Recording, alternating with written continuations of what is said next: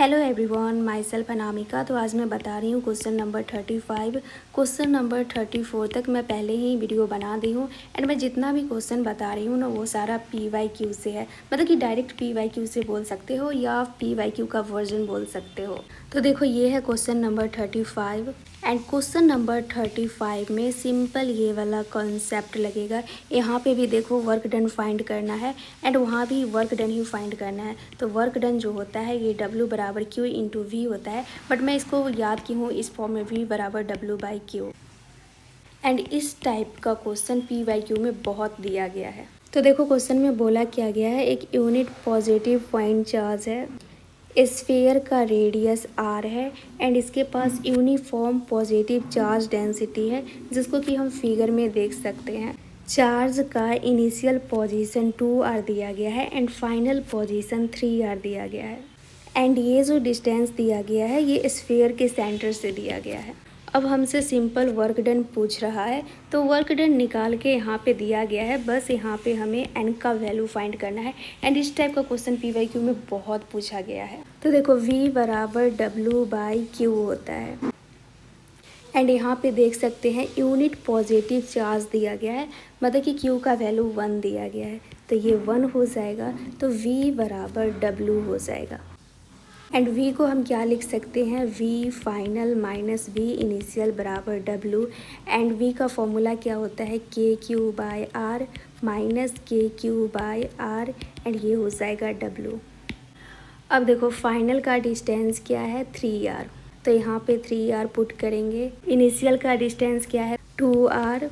तो अब बस कैलकुलेशन का काम है, क्वेश्चन सॉल्व हो गया। तो अब इसको हम अच्छा से लिख लेते हैं, KQ/3R हो जाएगा एंड ये KQ/2R हो जाएगा एंड हमें वर्क डन फाइंड करना है। तो इसमें से कॉमन हम फाइंड कर लेते हैं पहले। ये हो जाएगा KQ/R, ये हो जाएगा 1/3 माइनस 1/2।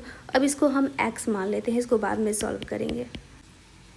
यहाँ पे देखो यूनिफॉर्म पॉजिटिव चार्ज डेंसिटी दिया गया है एंड ये स्फीयर के लिए दिया गया है। मैं सिंपल याद की हूँ, लीनियर चार्ज डेंसिटी जो होता है ये चार्ज पर यूनिट लेंथ होता है एंड वहीं पे स्फीयर आता है तो वहाँ पे सरफेस चार्ज डेंसिटी होता है एंड ये चार्ज पर यूनिट वॉल्यूम होता है। तो ये Q के जगह पे लिखेंगे density into volume and sphere के लिए वॉल्यूम क्या होता है 4/3 पाई r³।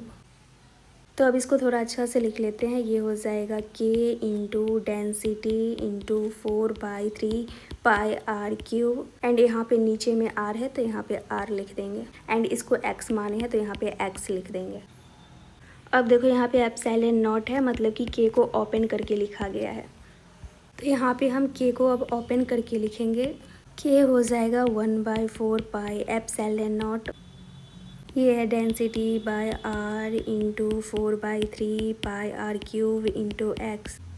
अब 4 पाई से 4 पाई कैंसिल हो जाएगा, ये एक R से ये कैंसिल हो जाएगा तो ये स्क्वायर हो जाएगा। तो अब इसको अच्छा से लिख लेते हैं। क्वेश्चन में डेंसिटी r² एप्सिलॉन नॉट दिया गया है, ये जो वैल्यू है ये n का है।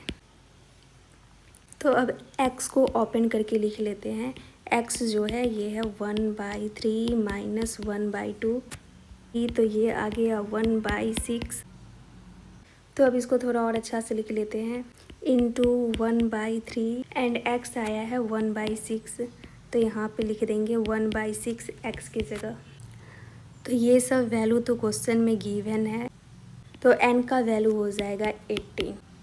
अब इसको अच्छा से लिख लेते हैं। तो ये डेंसिटी r² एप्सिलॉन नॉट, यहाँ पे n था तो n की जगह ये 18 आ गया है।